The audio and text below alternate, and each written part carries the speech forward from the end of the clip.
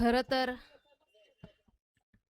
21 तारखेचा निकाल त्याने खूप वेळ घेतला आणि एकदाची 21 तारीख आली आणि निकाल लागला. तो एक सुटकेचा श्वास आमच्या सोबत सगळ्या जनतेने घेतला. आणि नंतरचा हा दुसरा दिवस प्रत्येकाला प्रश्न पडत होता की बुवा नगर अध्यक्ष तर इतर तालुक्यातले बसले, आपल्या पाचोऱ्याला काय अडचण येते. पण हा शुभ दिवस, हा ऐतिहासिक दिवस साजरा करण्यासाठी एक चांगल्या दिवसाची वाट आपण बघत होतो आणि तो आजचा दिवस. खरं तर तुम्हा आम्हाला शिक्षणाची दालनं ज्यांनी उघडे करून दिल्या, अशा शिक्षणाच्या पुरस्कृत्या सावित्रीबाई फुले यांची आज जयंती, आजचा तो दिवस निवडला. खरं तर आजचा दिवस हा श्री मुक्तीचा दिवस म्हणून हा आजचा दिवस निवडला. तसंच ज्यांनी शोभा घडवले अशा माझ्या राजमाता जिजाऊ साहेबांची जयंती म्हणून हा दिवस निवडला. खरं तर लोकनियुक्त नगर अध्यक्ष निवडून आले, हा आनंद साजरा करण्यासाठी भाऊ प्रचारात एकदा आले आणि आज निवडून आल्यावर आशीर्वाद द्यायला एकदा आले. म्हणून आजच्या ह्या मंचावर उपस्थित असलेले आपल्या जिल्ह्याचे आदरणीय पाणी पुरवठा मंत्री तसे जिल्ह्याचे मंत्री भाऊ आदरणीय बडगाव पाचोऱ्याचे लाडके आमदार अप्पासाहेब, जिल्हा प्रमुख रावसाहेबजी जिभू, मार्केट कमिटीचे सभापती गणेश बाप्पू, तसेच नवनिर्वाचित किशोरजी बारवकर, त्यांना नवीनच पद बहार झाला, उपनगराध्यक्ष म्हणून त्यांची निवड झाली.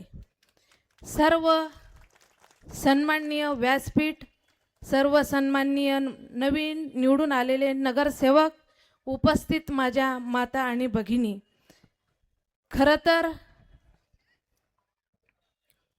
या शहराचा आज हा ऐतिहासिक विजय निर्माण करण्यामागे या राज्याचे लाडके उपमुख्यमंत्री एकनाथजी शिंदे साहेब यांच्या लाडक्या बहिणी, तशाच या तालुक्याचे आमदार आदरणीय आप्पासाहेब यांच्या लाडक्या बहिणी यांचा मोलाचा वाटा आहे. त्यांच्यासाठी, या भगिनींसाठी मी नतमस्तक होते आणि या विजयात त्यांचा 80% सहभाग आहे असं मानते. धन्यवाद ताईसाहेब. नगर परिषदेवरील यांच्या नेतृत्वावर, यांच्या कर्तृत्वावर, यांच्या विकास करण्याच्या पद्धतीवर विश्वास ठेवून ही एक हाती सत्ता दिली आणि या सत्तेला आप्पा आमदार पालिकेत एक हाती सत्ता दिल्यामुळे ह्या शहराच्या विकासाला गती मिळेल, या शहराचा विकास अजून जोमाने होईल. खरं तर या तालुक्यासाठी आमदारांनी एक स्वप्न पाहिलं आहे. त्यांच्या स्वप्नातला हा तालुका त्यांना घडवायचा आहे. पण त्या स्वप्नातलं शहर घडवताना एक पंचवार्षिक, 2 पंचवार्षिक इतक्यात होत नाही.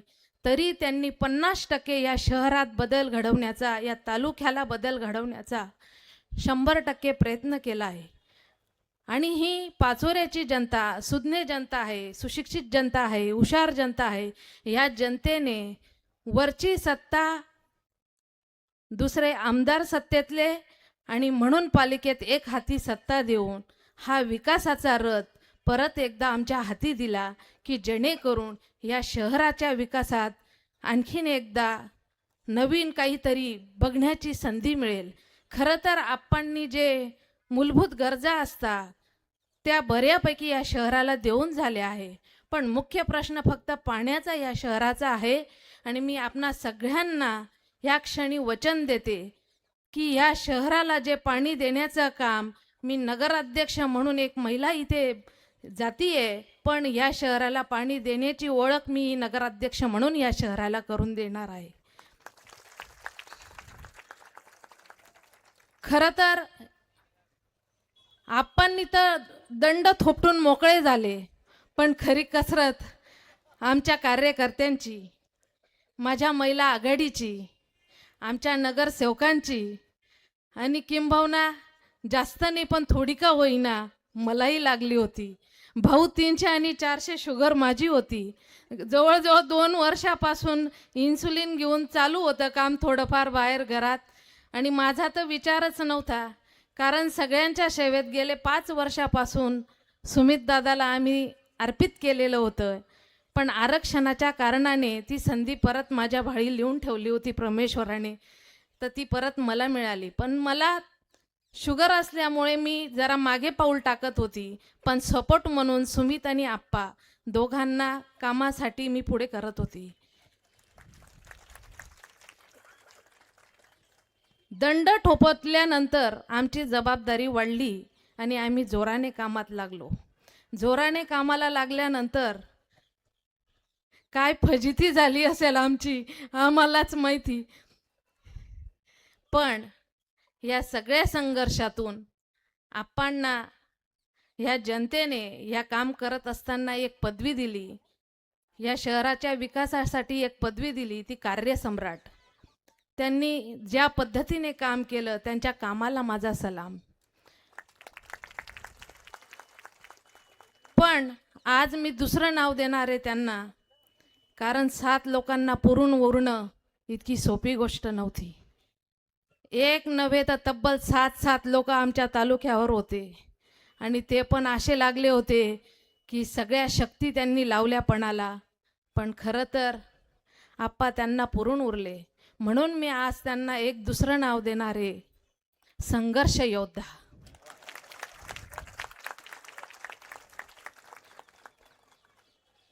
खरं तर गेली 25 वर्षापासून ही जनता आमच्यावर प्रेम करते आहे आणि आम्ही त्या प्रेमाला उत्तर म्हणून 15-15 तास 18-18 तास आप्पा काम करता.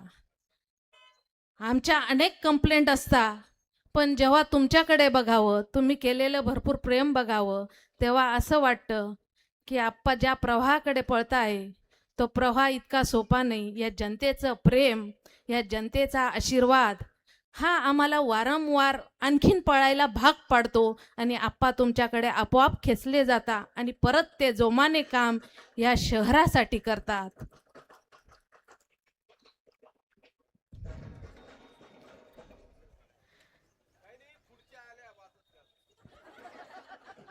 म्हणजे अजून अनेकांना संधी मिळणार आहे, खुर्च्या येत आहे याचा अर्थ. असो, तुम्ही सगळ्यांनी, या जनतेने मला भरभरून आशीर्वाद दिला. तुम्ही या सेवेची मला संधी दिली आणि ही सेवा परमेश्वर कृपाने माझ्या हातून घडावी. या शहराचा अजून उत्तर प्रगती माझ्या हातून घडावी अशी ईश्वराची इच्छा होती, या जनतेची इच्छा होती. आणि ती नक्कीच मी ज्या शब्दाने तुम्हाला सांगितलं त्या ताकदीने या शहराच्या विकासात 100% लक्ष देऊन, जिथे कमी तिथे आम्ही, अशा वृत्तीने आम्ही या शहराचं 100% काम करू. आणि राहिलेल्या विकासात नगरपालिकेच्या हातातून हाती सत्ता दिल्याने आम्ही त्या आप्पांच्या नेतृत्वाने परत एकदा या शहराच्या विकासात 100% सहभागी होऊ. राहिला विषय आजचा, बचत गटाच्या महिला मोठ्या संख्येने उपस्थित आहे. त्यांच्यासाठी खरं तर प्रत्येक स्त्री ही फार प्रामाणिक आणि चिकाटीने काम करणारी असते. मग ती घरात असेल, ती राजकारणात असेल, ती कुठल्याही क्षेत्रात असेल, तर ती प्रामाणिकपणे आपलं काम वाजवीत असते, गाजवत असते. म्हणूनच आज ह्या 16व्यात नगरपालिकेच्या बचत गटाच्या महिला यांच्यासाठी सोलर ऊर्जा या अशा महत्त्वाच्या प्रकल्पाची माहिती तुम्हाला मिळणार आहे. आणि ह्या प्रकल्पातून तुम्हाला जे उद्योगासाठी संधी मिळेल ती एक वेगळी ओळख या तालुक्याला मिळणार आहे. प्रत्येकाला विजेचं बिल भरणं शक्य होत नाही, म्हणून आपल्याला सौरचा फायदा घ्यायचा आहे. सौर ऊर्जा ही आपोआप नैसर्गिक आहे आपल्याकडे. सूर्य आग ओकतो, त्याचा फायदा आपल्याला करून घ्यायचा आहे. आणि या प्रकल्पासाठी जी टीम तुम्हाला याच्या पुढचं मार्गदर्शन करणार आहे, त्यांच्या अशा पद्धतीची व्यवस्था आहे की तुम्ही जेव्हा सोलर घ्याल त्या सोलरसाठी तुम्हाला बँक कर्ज देणार आहे आणि कर्ज देत असताना त्याच्यावर सबसिडी आहे, म्हणून तुम्हाला तो कर्जाचा हप्ता तुम्हाला परवडेल अशा आकड्यात ती भरता येईल आणि अशी मुबलक मिळालेली ऊर्जा आपण आपल्या घरासाठी वापराल. अशा महत्त्वाचं मार्गदर्शन तुम्हाला पुढच्या वेळात मिळणार आहे. म्हणून सगळ्यांनी लक्ष देऊन ऐका आणि प्रत्येक स्त्रीने आपण आर्थिक कशा सक्षम होऊ, भक्कम होऊ, याच्यासाठी आजचा खरा विषय आहे. तुम्ही सगळेजण एवढ्या संख्येने आलात, आमच्यावर प्रेम करता, या जनतेने आमच्यावर प्रेम केलं, आम्हाला परत काम करण्याची संधी दिली, याबद्दल मी सगळ्यांचे मनापासून आभार मानते आणि इथेच थांबते. जय हिंद, जय महाराष्ट्र. आमच्या चॅनलला लाईक करा, सबस्क्राईब करा, बेल आयकॉनवर क्लिक करा आणि हो शेअर करायला विसरू नका.